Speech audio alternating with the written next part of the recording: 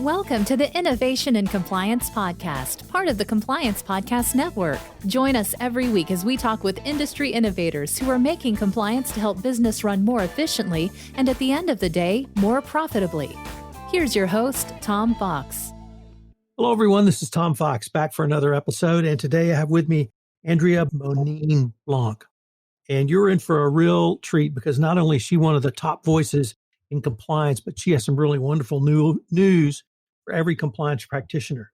So with that incredibly long-winded introduction, Andrea, first of all, welcome back. It's so great to have you. Tom, it's really great to be back. Thank you for having me. So you have recently joined a company called CRISP.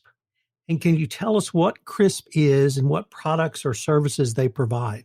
Sure thing. So CRISP is a well-established, they've been around for about 15 years, company that provides risk intelligence as a service. So basically a series of algorithms that search the open internet and the dark web and the deep web and variety of other sources for potential risks affecting their clients. And their clients are usually brand names and social platforms. So it's basically a way of giving an early warning system to the client on risks that may affect the brand, may affect the social platform. You know, that really seems to me to be one of the things that you have literally preached on since I've known you, which is not simply the management of risk, but the intelligence part of risk, getting the information so that you can manage it. And the Department of Justice really picked up on that last June when they released the evaluation of corporate compliance programs because they really put forward a much more proactive approach. So I was really intrigued by this company, you joining it, and could I ask your role at it? Sure. So I was invited to join the board of advisors of CRISP, and they have two other individuals who are very accomplished people in the public relations, communications, and PR areas, and they wanted to have someone with a risk, and obviously I also have the ethics and compliance background, but the risk piece of it was very important to them because that's kind of the core of what they're doing. And so it's a combination, actually, very interestingly, I think it brings together a lot of things I've been looking at and working in over the years, as you mentioned, where it's sort of a transversal way of looking at these things. It's not just a communications issue. It's not just a risk issue. It's not just a compliance and an ethics issue. It's really all of the above. And so I think what I'm excited about in joining their advisory board is to help them help their clients with that transversal approach to these emerging risks that you may not be able to handle if you don't look at it through these lenses. One of the other things that you are really a subject matter expert in is boards and corporate governance as well. You have participated in that as long as I've known you, have written extensively about this. And it seems to me that this role really focuses a lot of the things you've been talking to the compliance community about having a compliance professional, a compliance subject matter expert on the board, not simply because we both agree you need it, but really for that, just that last issue you raised, which is to bring a different perspective and to bring that compliance, business ethics, and in your case, risk management perspective. Why do you see that to be such a critical need today? Well, I think it was critical when I first started talking about it, like about 10 years ago. And it's even more critical now. I mean, risks are our everyday occurrence, and we have a convergence of big strategic risks this year like we've never seen before, certainly in our lifetimes. And so I think boards have traditionally been pretty much devoid of anybody like us. They've had the CFOs, the CEOs, the business people, but they haven't had that additional set of eyes, ears, and intelligence of someone who's been steeped in the compliance or the risk or the regulatory or the business ethics, all of which are really important for a holistic sort of successful long-term strategy to be able to be implemented in an organization. So I've been preaching for a long time, as you know, about the need to have people like us, not just one of us, because you don't want to just be a subject matter expert, but a couple of us on every business board that's out there, because we can provide that additional 360 that is so necessary in today's complicated, interconnected risk world. So are you the adult in the room, or are you really a trusted partner, or perhaps both, or something even different? I'm definitely not the adult in the room. They have a lot of adults there already, which is a really good thing. And one of the things that was very attractive to me as I agreed to be part of this enterprise It's really a group of adults who have different areas of expertise. And certainly on the advisory board, we're three, and each person brings different series of experiences, long history of working within companies or for companies and other kinds of organizations. And so the company, as I said, has been around for 15 years. So they have a long track record already of success. But I think what they were missing, and hopefully I can bring to their picture, is this additional couple of sets of eyes steeped in the risk, ethics, compliance world, as well as what we talk about a lot nowadays, ESG, which is related to all of that, of course. You mentioned the number, quality, and quantum of strategic risk that has changed or morphed in 2020. And I really was intrigued by that comment because I wanted to ask you, many of the trends that I saw in 2018, 2019, things that had existed have exponentially speeded up, sometimes to the speed of light, not even exponentially. And one of the areas I've seen slower to react is boards.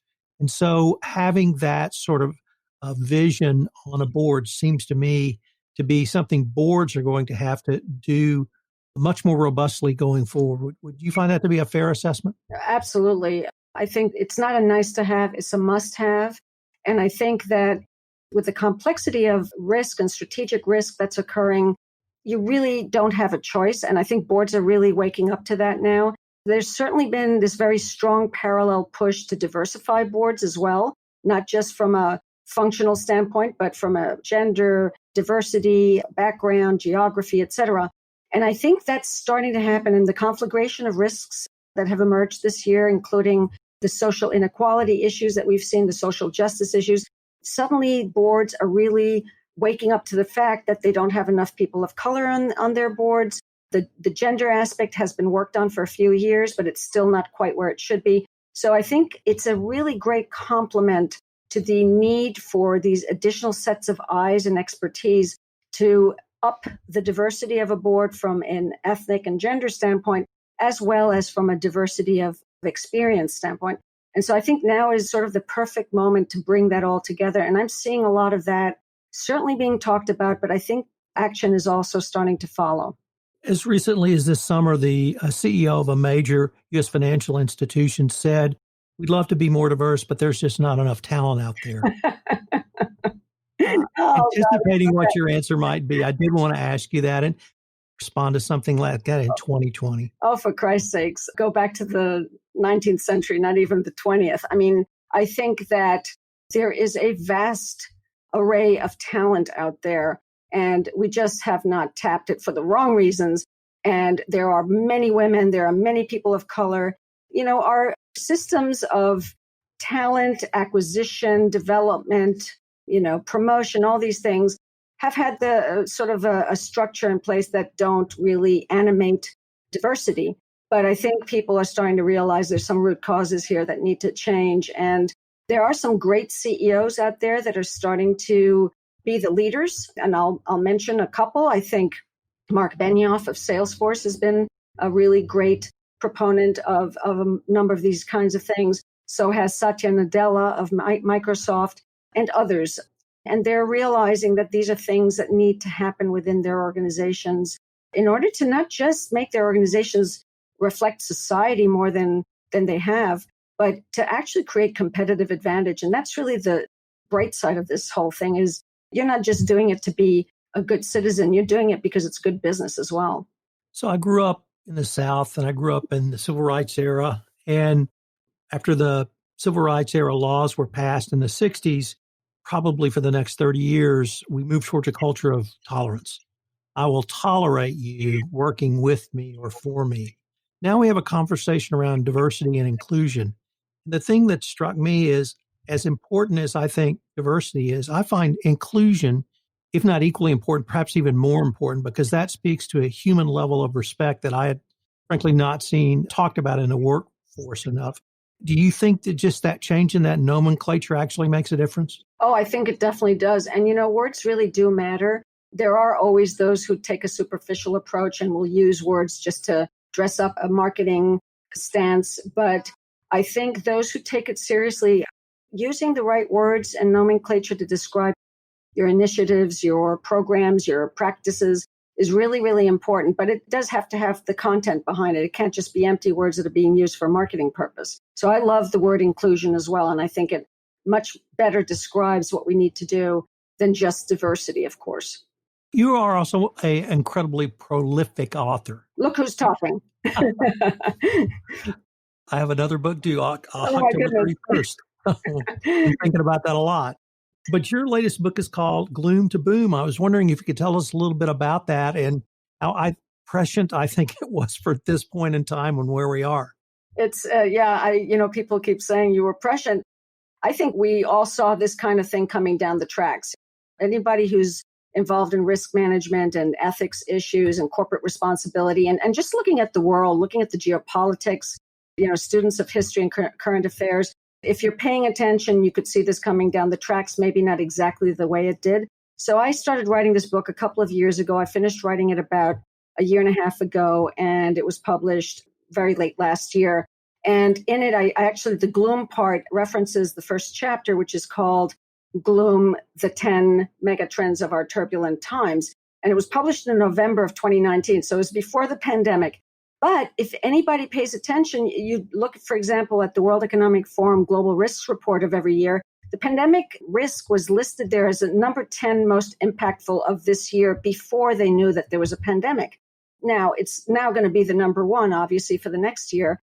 But the point is, we have to keep our aperture open. We need to keep our lens wide open and understand the world that we're living in. And certainly climate change has been talked about for a very long time, and we all knew it was coming down the pike. Pandemics is something we knew was coming down the pike. These are not black swans. These are known potential high impact risks. And so I wrote the book to get leaders, the subtitle, which gives a better sense of what the book is about, is How Leaders Transform Risk into Resilience and Value. And so I take the reader on a trip, which, by the way, after the Gloom chapter, I have a very long chapter on leadership, culture, and ethics, where I try to synthesize my view of what it takes to have a good leader who can lead you through these difficult times. And so the leadership chapter starts with the sociopathic leader and ends with the emotionally intelligent leader and why ethics and culture are so important. But then I take those leaders on this long voyage between Scylla and Charybdis, is the way I framed it, of ESG. And then I've added a T for technology because I think, in addition to environmental, social, and governance issues, technology issues really suffuse our everyday. And then the last two chapters are about the boom, getting to a place of resilience. So I have a resilience model in one chapter, and then a place of sustainable value. And I go over some of the things that, the purely quantitative people or financial people don't think about, but it's the value of values, of ethics, and of other things like trust and reputation. So it's an attempt to tell the story of today as it is. It's dark and it's complicated, but it's also a story of hope where we can really achieve certain things if we work together across countries, across functions, et cetera, to solve some of these really top ESG issues. You mentioned several things in there I wanted to maybe see if I could follow up on a little bit. Obviously, ESG is prominent in a lot of people's minds, and now ESGT. But the World Economic Forum recently announced that they would have compliance metrics, would suggest compliance metrics be a part of an ESG measurement. And I really wanted to ask, do you see compliance and ethics moving towards a more holistic, more comprehensive, more risk management approach, but including things like ESG, including things like perhaps diversity and inclusion or social justice? Is that something that you see going into 2025 and beyond? Yes, I do. And, I think we all sort of are talking about similar things and maybe different words. But I like to think about all of these issues as the bucket of non-financial issues that can have a major financial and reputational impact up or down on an organization. And so I think ethics and compliance are a very vital part of that. And whichever way you organize yourself as a company, for example, in terms of, do you have a ethics and compliance function? Do you have a corporate responsibility function? Do you have all these? However you organize yourself, you need to tackle the ESG and T issues in a coordinated, integrated way that then can be measured to a certain extent. So there should be metrics for sure. And then that can also be integrated into your business strategy so that when you go into new markets or you develop new products and services or you're using AI for something, you're thinking about the ethical implications, the environmental, the social, the governance implications, and also the upside. So there's always an upside. To me, value is always the other side of the coin of risk. If you conquer your risks, you can actually create better products and services. So that's sort of my attitude about all that. Well, I'm glad I asked you that because that would seem to me to be a great tie back into CRISP, and that they're providing a part of that. And it's such a broader amount of risk information to bring to the risk management professional, the compliance professional, the ethics professional, that hopefully they will understand the holistic nature of not only what CRISP brings, but how to use that information. I agree. And that's what intrigued me so much when I started talking with CRISP about what they did. And I kind of put myself, I've been my own boss, so to speak, with my own business for the last almost 8 years. But I put myself in the position of I've been a general counsel, I've been a chief compliance and ethics officer and a chief risk officer before. How would I feel if somebody presented me with something like this service of risk intelligence as a service, early warning system into those really dark and not always identifiable risks that lie beneath, so to speak, that lie within this sort of very confusing and in some ways scary digital world that we live in. And hell yeah, I would want to have that kind of a service where I can understand what's lurking and what's out there and what might affect me as a business. And so to me, it is a piece of the puzzle of what the ethics and compliance or the risk professional needs to think about in today's world. And I saw an interesting piece recently that talked about how this area of social media and dark web, early warning kinds of information is sort of the equivalent in some ways to cyber. It's almost like a different side of cyber. Cyber attacks are attacks that take place from a technology standpoint, but these kinds of darker substantive issues that are out there, whether they're fake or fact, can also come to bite you. And organizations need to know how to manage that and get that early warning signal that things are percolating. Andrea, unfortunately, we are near the end of our time, but I was wondering if our listeners wanted any more information on any of the topics we've talked about today, where could they go? Well, they can certainly go to gecrisk.com, which is my company. And they can also go, I think it's crispthinking.com. I'm not sure, but just Google CRISP and you can find out more about them, or just look me up on my website and send me an email. So, Andrea, this has been a fascinating interview and way too much fun. I hope I might be able to call upon you again and visit with you further about CRISP and where you are. Absolutely. It's a total pleasure to be back on your radar and to spend some time with you, Tom. If you want to stay up to date on the latest innovations in compliance and help your business run more efficiently, subscribe to this podcast and help spread the word by leaving a review.